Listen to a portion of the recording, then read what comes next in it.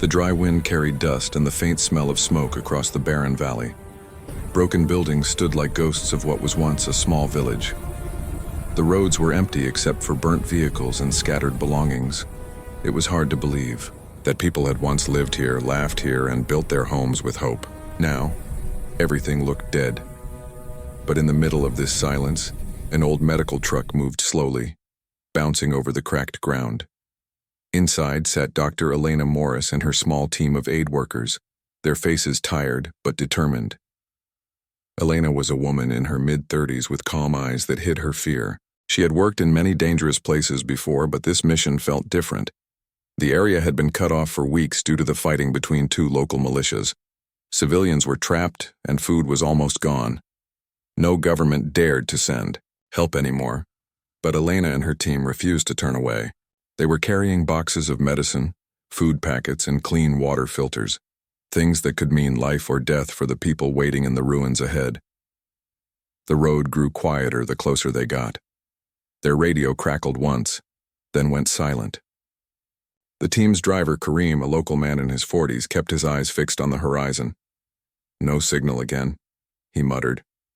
We're on our own now. Elena nodded, gripping the radio tightly. She knew what that meant. Without communication, no one would know where they were or if they survived. But she couldn't let fear stop her. We go on, she said softly. They need us. Hours passed before they reached the outskirts of the village. The sight broke everyone's hearts. Half-collapsed houses, smoke rising from burnt rooftops, and a few survivors moving carefully among the ruins.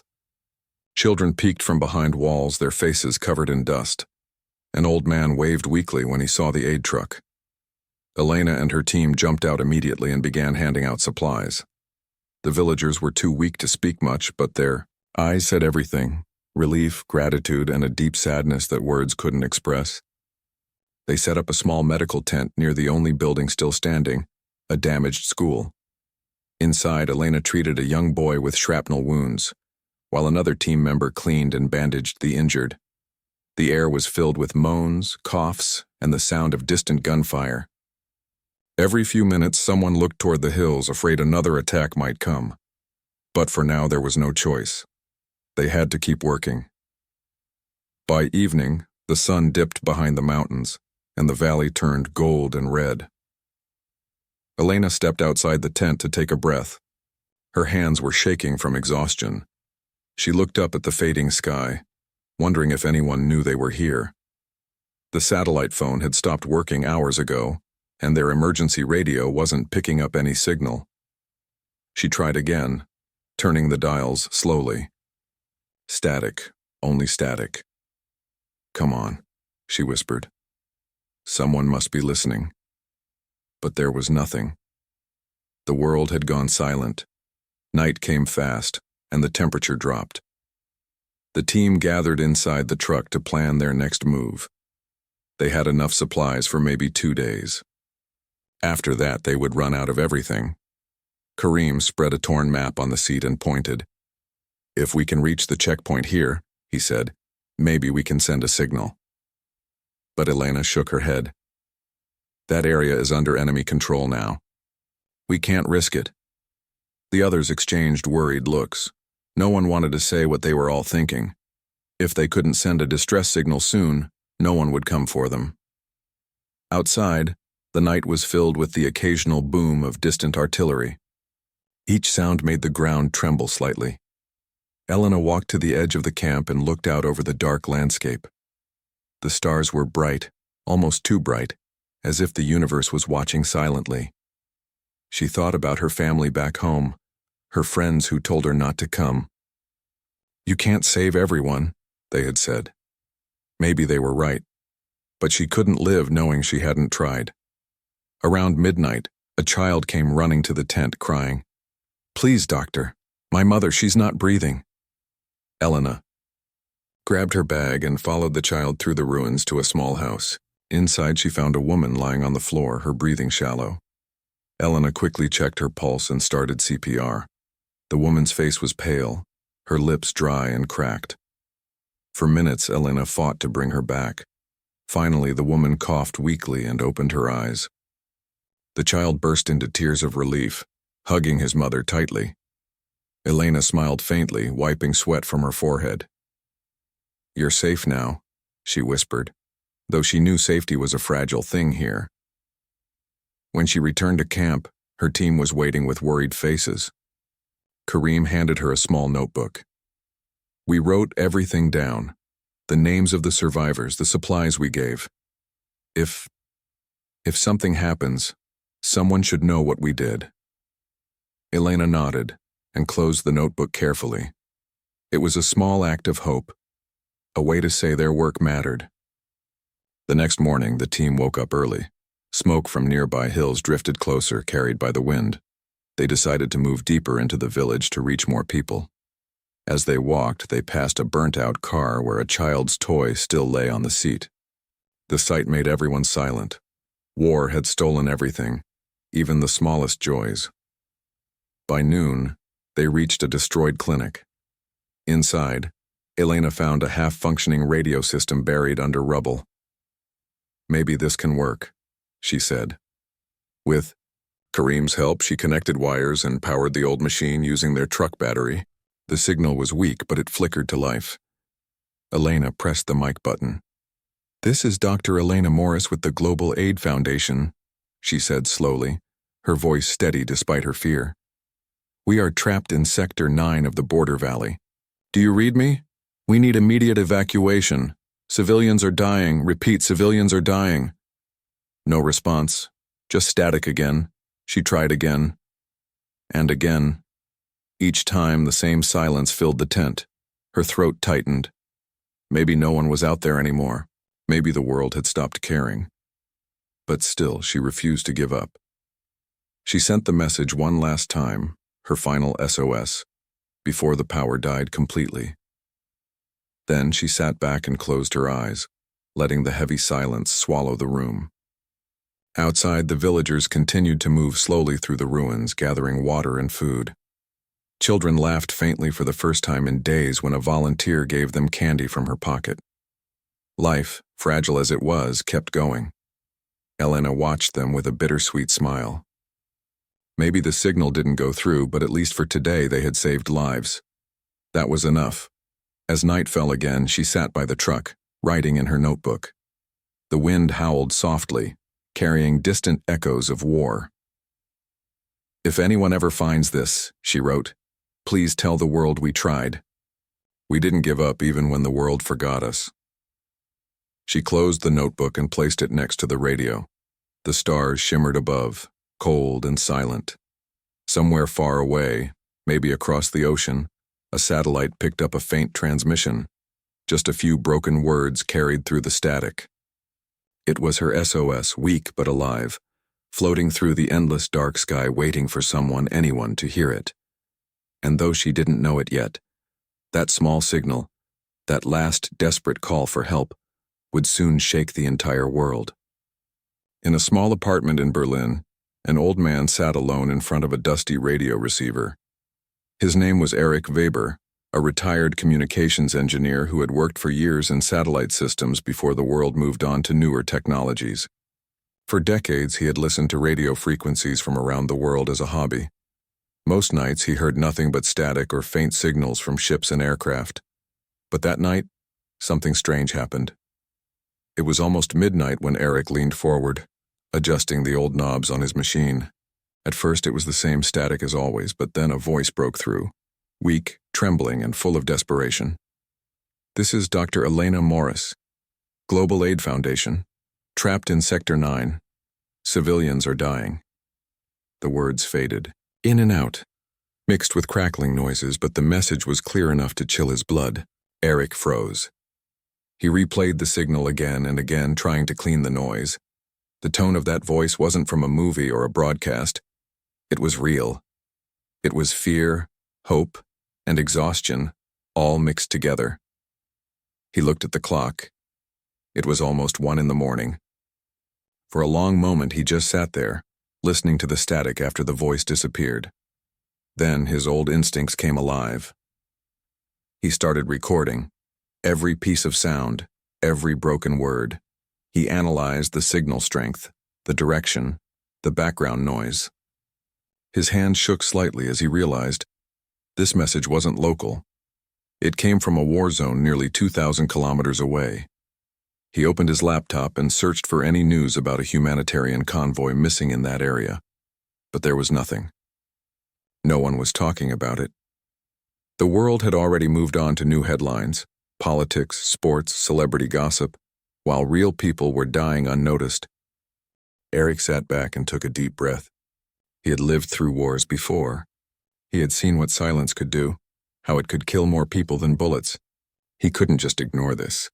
He converted the audio into a digital file and uploaded it to a small online forum used by amateur radio listeners. His message was simple. Picked up emergency transmission from humanitarian team. Possibly trapped. Please confirm. At first, only a few people responded. Some thought it was a fake signal. Others said it might be old. But within hours, someone from the UK confirmed they had caught the same frequency. Then a man in Canada said he had heard fragments too. Slowly, the truth began to take shape. The SOS was real and it was recent. By morning, the audio clip started spreading across social media. Thousands of people listened to the trembling voice of Dr. Elena Morris saying, "We need immediate evacuation. Civilians are dying." The world stopped scrolling for a second. It sounded too real, too raw. The clip was shared, reposted, translated into different languages. News pages began to mention it, first as a rumor, then as breaking news. In one newsroom, a young journalist named Maria Klein listened to the clip and felt her stomach twist. She had covered humanitarian stories before, but this one felt different. "We have to verify this," she told her editor. Within hours, Maria contacted old sources, satellite experts, and even former military analysts.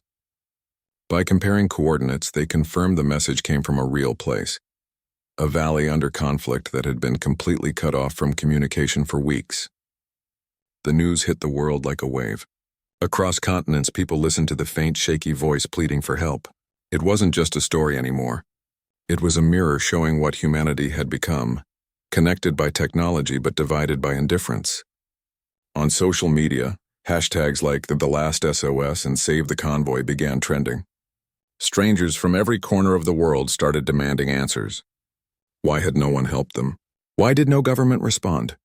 In the chaos of the digital storm, Eric sat in his chair, watching the world react to a signal he almost ignored. For the first time in years, he felt a strange warmth inside his chest, the feeling that maybe he had done something meaningful. He never thought his old hobby would wake up millions of people. Meanwhile, in a newsroom in London, Maria's phone buzzed nonstop. People from aid organizations wanted to help. Former soldiers offered logistical support. Even hackers reached out, saying they could trace the last location of the convoy. "We're doing this," Maria said during a live broadcast, her voice firm. "If governments stay silent, humanity won't." Across the world, ordinary people began organizing. A retired drone operator in the US uploaded a plan showing how civilian drones could deliver emergency supplies to that region. A group of college students in India created a real-time map of safe routes using open-source data. An anonymous collective of hackers started restoring lost satellite connections. It was as if the world had suddenly remembered that compassion was stronger than fear. The video clip of the SOS became the most watched file on the internet that week. The image of a dusty, exhausted doctor's voice, and even without her face, turned into a symbol. People started calling her the Angel of the Valley. Memes appeared, artworks were shared, and journalists continued searching for her fate. For the first time in years, humanity wasn't fighting each other online. They were united in outrage and purpose. Back in Berlin, Eric received hundreds of messages thanking him for sharing the signal. But he didn't feel like a hero. "I just listened," he told one reporter. "Anyone could have done it. The real heroes are out there, risking their lives." He kept his radio on day and night, hoping to catch another signal. Maybe a reply, maybe proof that they were still alive. But there was only silence. In the United Nations headquarters, the story caused embarrassment and tension. Diplomats argued over who should respond.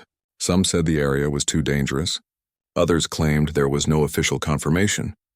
Yet outside those glass walls, millions of people were no longer waiting for permission.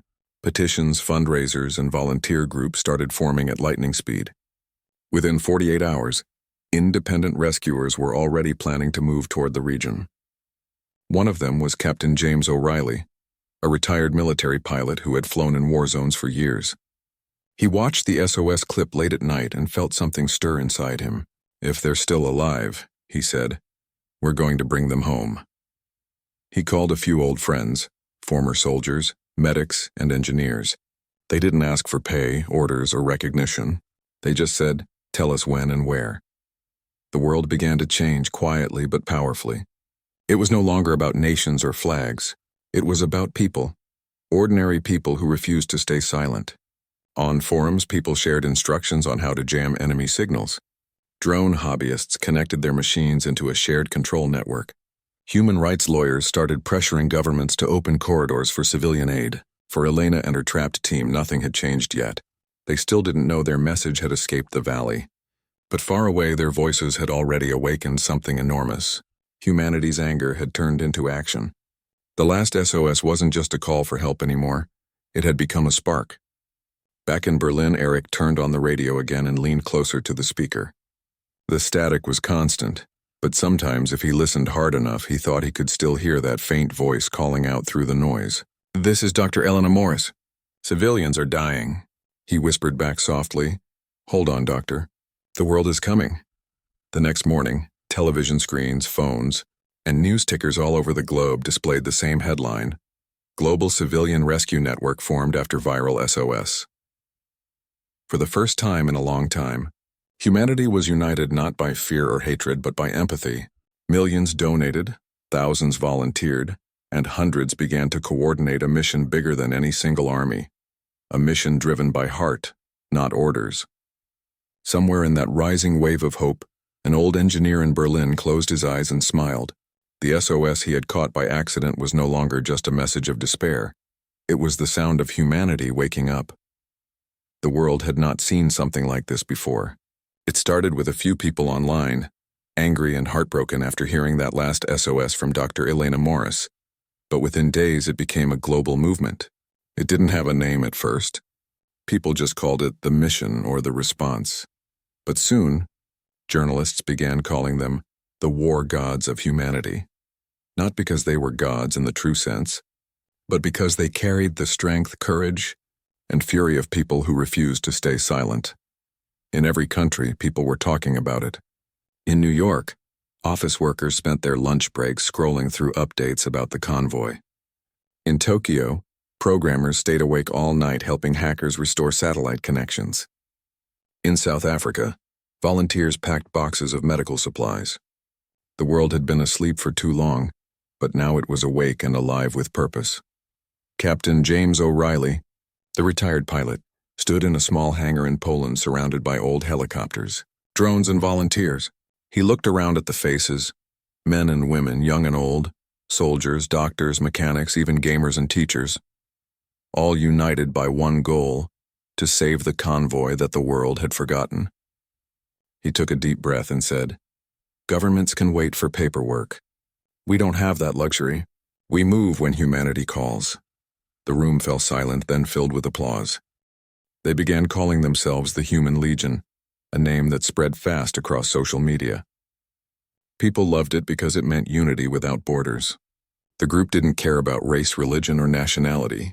They only cared about one thing: doing what was right. Someone created a website where volunteers could register their skills.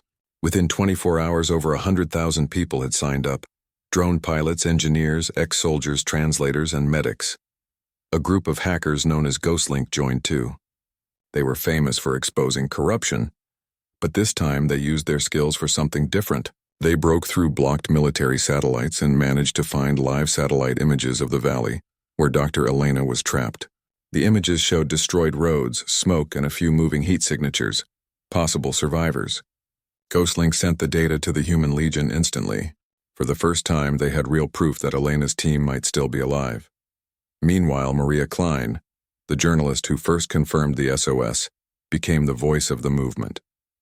Every night she went live on global news networks. "This isn't a war between nations," she said passionately. "It's a war between humanity and indifference, and humanity is finally fighting back." Her broadcasts inspired millions. Donations poured in. Not from governments, but from ordinary people. Children sent pocket money. Small businesses offered fuel and equipment. Even celebrities joined quietly, sending resources without asking for credit. Captain O'Reilly's base became the heart of the operation. They had everything from medical supplies to communication trucks. Drone pilots from different countries connected through a central hub. Mechanics worked around the clock repairing old aircraft. Some nights they slept on the floor, but no one complained. They all knew why they were there.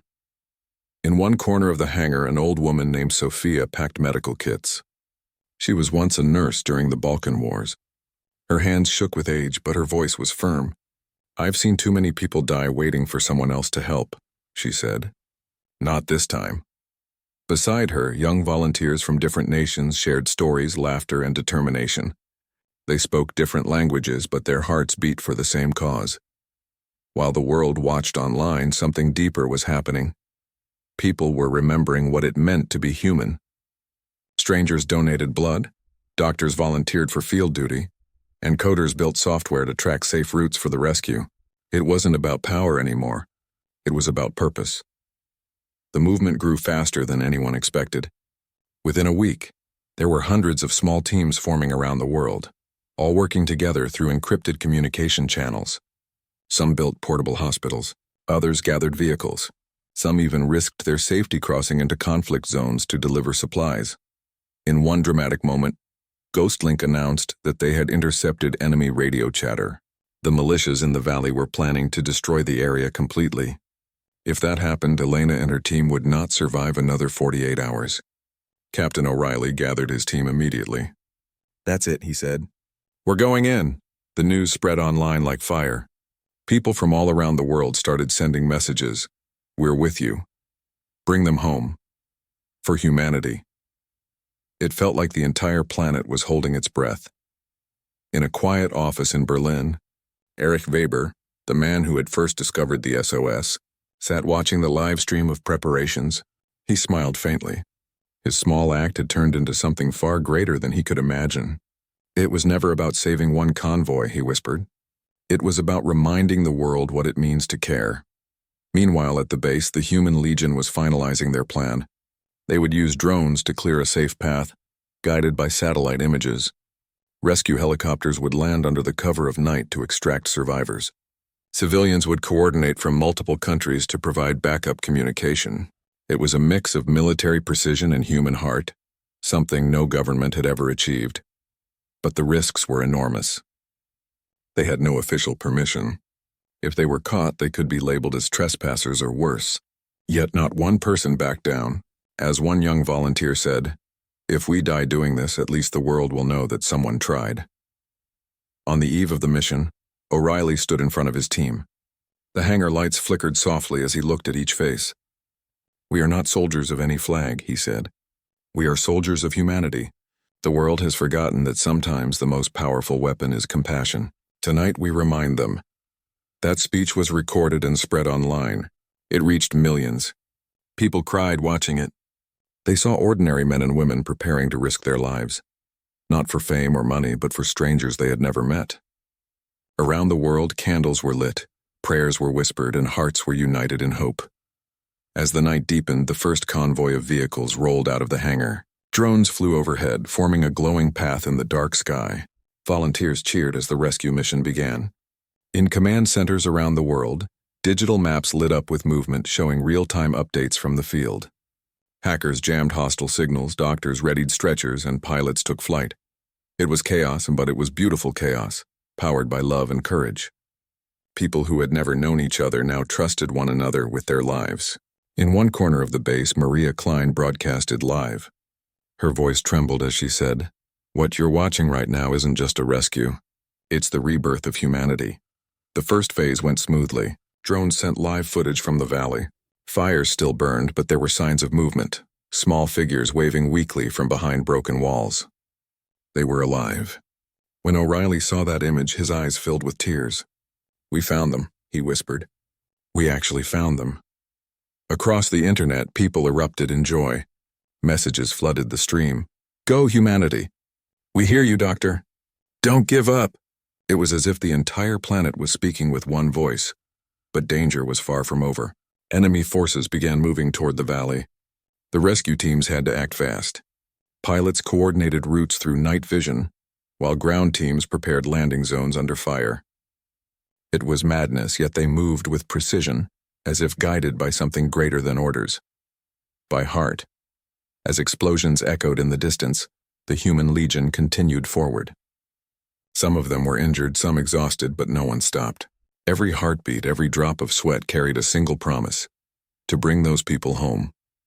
Far away, in homes, cafes, and cities across the world, people stayed awake watching.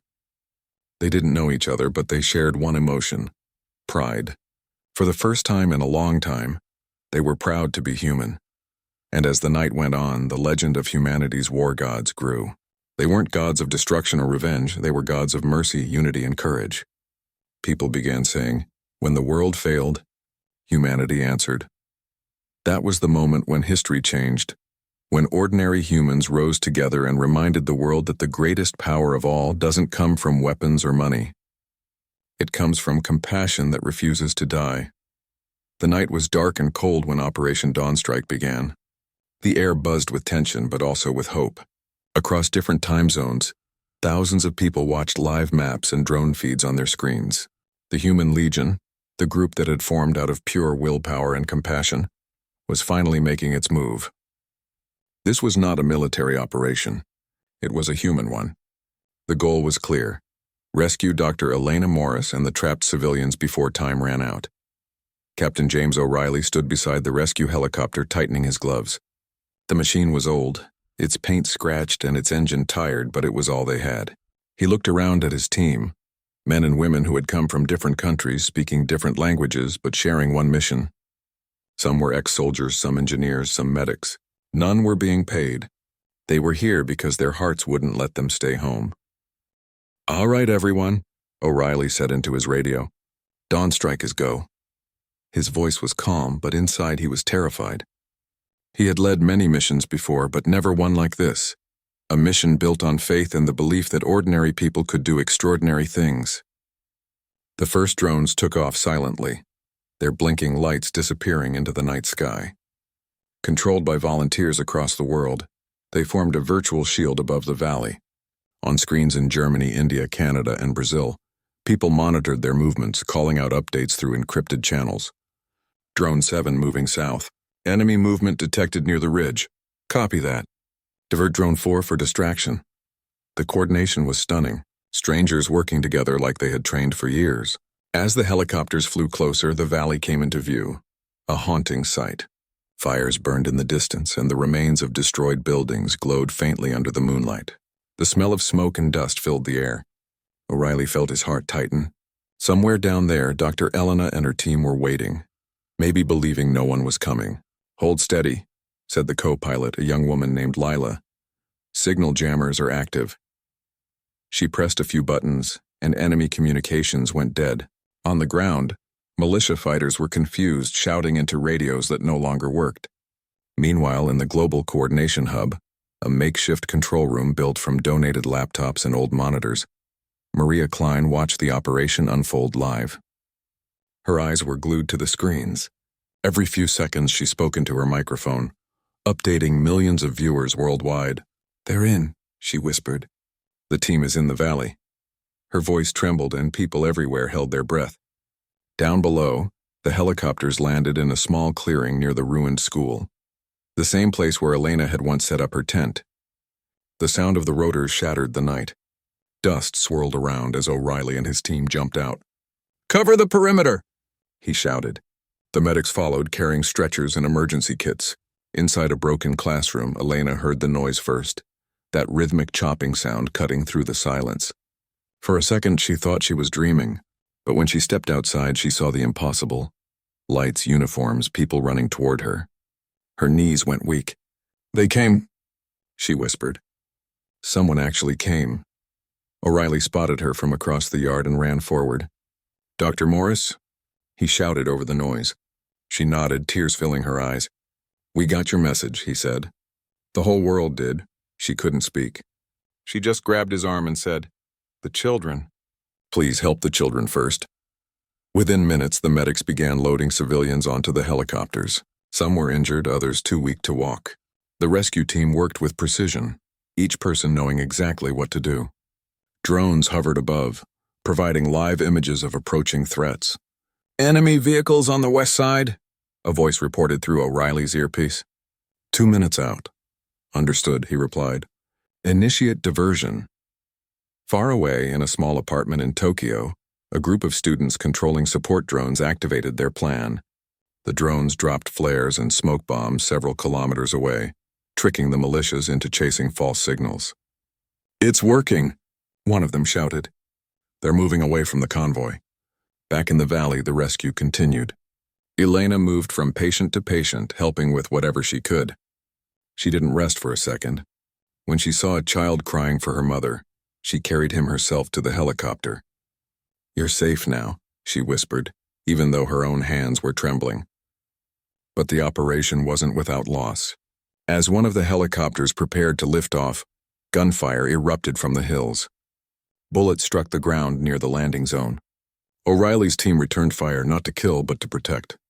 "Go, go," he yelled as the helicopter rose carrying the first group of survivors. The rotors kicked up dust and smoke, blinding everyone for a moment. A stray bullet hit one of the rescuers, a young medic named Aaron. He fell to the ground, clutching his side. Elena rushed to him, pressing a cloth to the wound. "Stay with me," she said. Aaron smiled weakly. "Tell them." "We did it," he whispered. "They'll make it home." His hand went limp.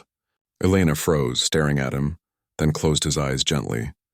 O'Reilly saw what happened but couldn't stop. There were still people to save.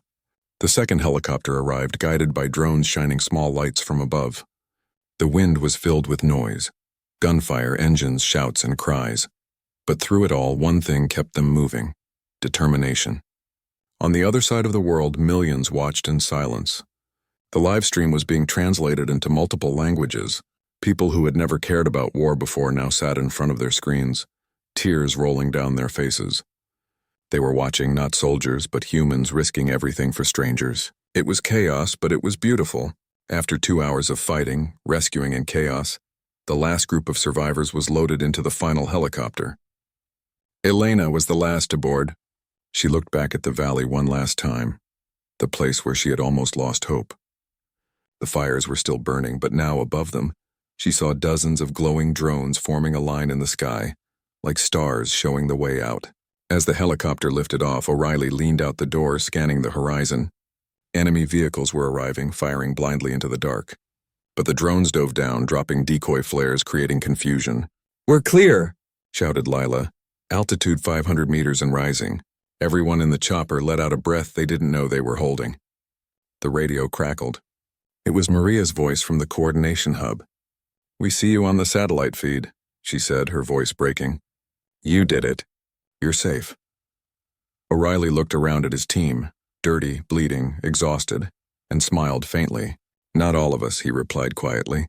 He thought of Aaron, of the people who had given their lives tonight so others could live. When the helicopters crossed the border into safe territory, the news flashed across every screen on Earth. Survivors rescued in daring civilian operation. Crowds gathered in city squares to cheer. Bells rang in churches, sirens wailed in celebration, and people hugged strangers. For once, the world was united not by fear but by joy. In the safe zone, Elena stepped out of the helicopter, her clothes covered in dust and blood. Reporters surrounded her, but she didn't speak. She simply knelt down, kissed the ground, and whispered, "Thank you." Around her, survivors cried, hugged, and prayed. O'Reilly stood nearby, watching the sunrise over the horizon. The light touched the valley far behind them, now quiet except for the sound of wind. Operation Dawnstrike was over. It had cost lives, but it had also saved them. It had shown the world something powerful, that humanity didn't need permission to be brave. That when people came together, even without armies or governments, they could change destiny. That night, Maria went live one last time. Her voice was soft but full of emotion. "They did it," she said. "Ordinary people became heroes. They crossed borders, broke rules, and risked everything to save strangers. Today, the world remembers what it means to be human." Back in Berlin, Eric Weber sat by his old radio, listening to the silence that followed. He smiled through his tears. The faint signal he once heard, that tiny SOS lost in the noise, had now become a roar that reached the hearts of millions, and as the sun rose across the world, people everywhere felt something they hadn't felt in a long time, pride in their humanity. Because for one night in one forgotten valley, mankind had proven that compassion was stronger than war. The sun rose slowly over the mountains, painting the sky in soft shades of gold and orange. The valley that had once echoed with gunfire was now silent. Smoke still rose from broken houses, but the sound of helicopters had faded into the distance. The nightmare was over. For the survivors, the light of morning felt like a miracle, proof that they were still alive. For Dr. Elena Morris, that sunrise would never be just another day. It was the day hope finally won. The survivors were taken to a nearby medical camp built by volunteers. Rows of white tents stood against the green hills, and people from different countries worked side by side, doctors, nurses, and civilians. Some had flown halfway across the world just to help. As Elena stepped out of the rescue helicopter, her legs trembled. She looked around at the camp filled with life and felt tears roll down her face. She had spent so many days thinking no one would come, and now she was surrounded by hundreds who had risked everything to save them. Captain James O'Reilly helped her walk to a chair. He looked exhausted, with dust covering his face and a cut above his eyebrow, but his eyes were bright. "You made it," he said with a tired smile. Elena shook her head. "We made it," she replied. Around them, the rescued civilians were receiving food, water, and blankets. Some were reunited with family members they thought they'd lost forever. Others sat quietly, staring into the distance, still in disbelief that they had survived. Not far away, cameras flashed as journalists arrived, broadcasting the historic rescue to the world. But unlike most news events, this one wasn't about fame or politics. It was about people. Everyone watching on their screen saw the same thing.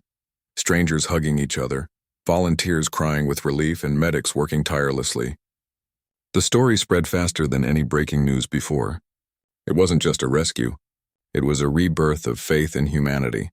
Across the world, people celebrated. In cities and villages, candles were lit in windows to honor those who died and those who saved. The name Operation Dawnstrike became a symbol of unity. Children in schools learned about it. Artists painted it. And people wore small pins with the letters SOS to remind themselves that compassion still existed. In the United Nations, world leaders held an emergency meeting. For once, there was no arguing or blaming. Every delegate spoke about how civilians, not governments, had accomplished something their armies couldn't.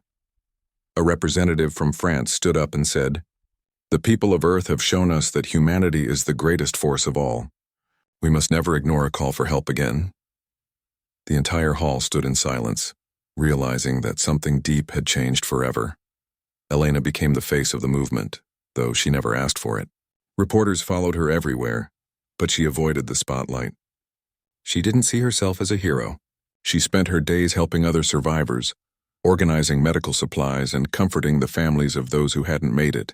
When people called her the Angel of the Valley, she would shake her head gently and say, "I was just doing my job.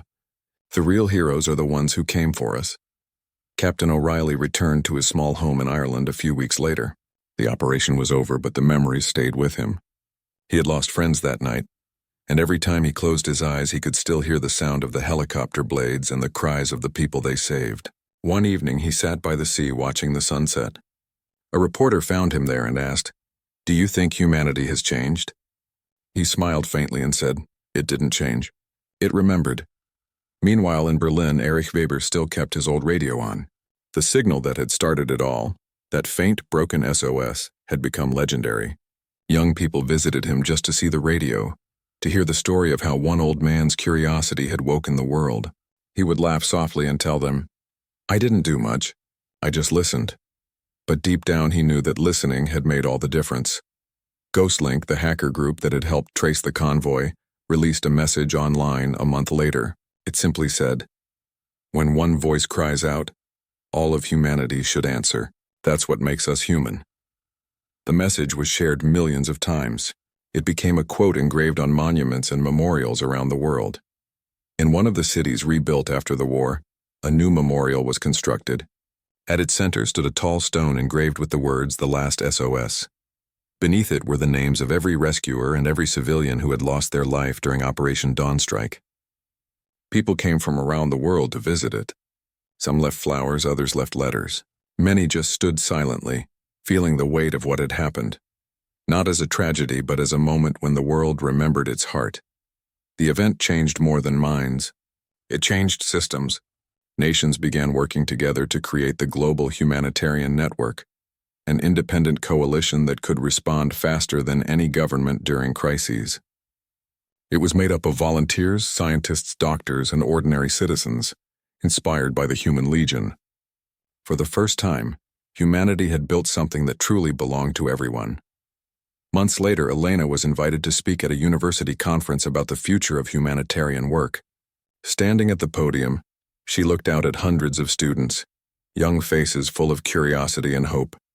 She paused for a moment before speaking. "The last SOS wasn't just my call for help," she said. "It was humanity's wake-up call. We were lost in our own silence, in our own borders, and we forgot that kindness doesn't need permission. But that night the world listened, and when humanity listens, it becomes unstoppable." The audience rose to their feet, clapping for several minutes. After the speech, a little girl approached Elena with a notebook. "Dr. Morris," she said shyly, "I want to be like you when I grow up. I want to help people." Elena knelt down and smiled. "Then you already are like me," she said softly. "Because you care." The story of the last SOS continued to inspire generations. Documentaries, books, and movies were made about it, but what mattered most was how it changed the way people saw each other. In places once divided by war, strangers worked together to rebuild. In schools, children were taught about compassion not as a word, but as an action. The idea of humanity first became more than a slogan. It became a way of life. Years later, on the anniversary of Operation Dawnstrike, people around the world held a moment of silence. Sirens sounded for 60 seconds in every city, not as a warning, but as a reminder that one voice, even the faintest, could awaken billions. That night, Elena sat on a quiet hill overlooking a peaceful town. The stars shimmered above her, and for the first time in a long time, she felt completely calm. She thought about everyone: Eric with his radio, O'Reilly with his courage, the hackers, the volunteers, the civilians, and the countless people who had believed in something bigger than themselves. "We did it," she whispered to the night sky. "We finally remembered who we are." Far away, in Berlin, Eric's old radio, still plugged in after all those years, caught a faint signal through the static, a recording of Elena's original SOS. It played softly, almost like a whisper. And then, after a few seconds of silence, another message followed. A modern signal, clear and strong, repeating in dozens of languages. "Humanity hears you. You are not alone." That was the legacy of the last SOS, a story that began with a whisper in the dark and ended with the whole world listening. It proved that even in the darkest moments, one act of courage, one signal of hope, could ignite the greatest power of all, the power of humanity, united